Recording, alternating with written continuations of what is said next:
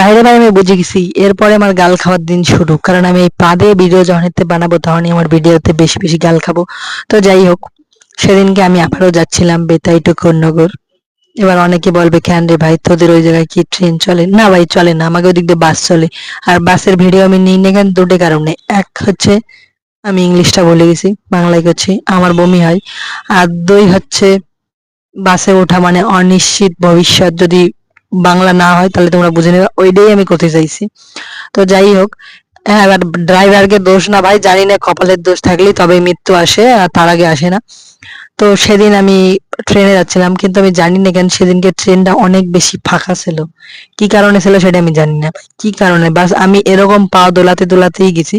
কিন্তু কল্যাণী থেকে এক ভদ্রমহিলা উঠে আমার অনেক বেশি প্যাচাল করছে, কারণ উনি কল্যাণীতে উঠে উনি কল্যাণীই নামবে, তাহলে উনি কোন কল্যাণী নামবে মানে সেটা আমি বুঝতে পারি নাই।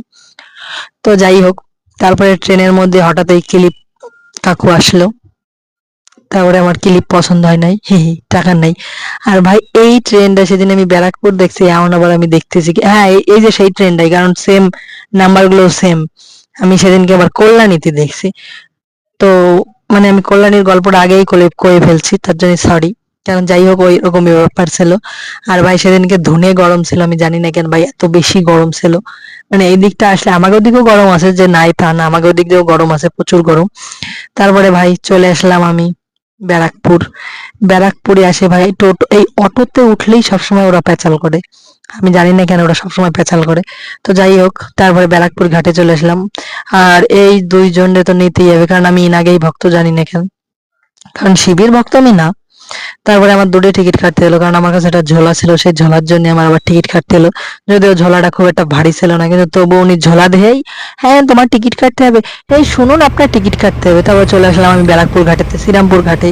তারপরে টুকটুক করে করে তোমাকে ভাই দাও ভ্যানের ভিডিও নিয়ে এলাম, হে হে। পারলে আমি হাঁটেই যেতাম, কিন্তু আমার ল্যাদ লাগতেছিল, তার জন্য আমি টোটোতে যাচ্ছিলাম, মানে ভ্যানে যাচ্ছিলাম।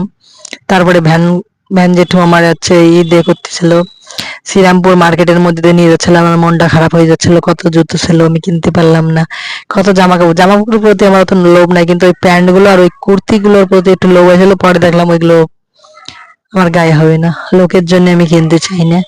তারপরে আমি বাস ধরে চলে, মানে ট্রেন ধরে চলে আসলাম কোন্নগর। আর তোমরা ভাই ভিডিও দেওয়ার জন্য ধন্যবাদ।